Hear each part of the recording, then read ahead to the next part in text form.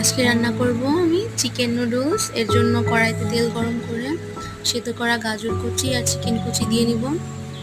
তারপর এগুলো ভাজা ভাজা করে নিব।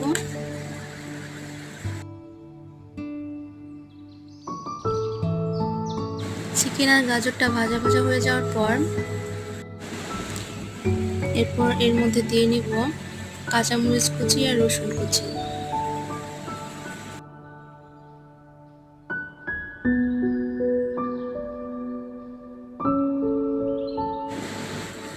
তারপর কাঁচামরিচ আর রসুন দিয়ে ভাজা ভাজা হওয়ার পর এর মধ্যে গ্রেট করা চিজ, লবণ আর নুডলসের যে মশলাটা আছে সেই মশলাটা দিয়ে নিব।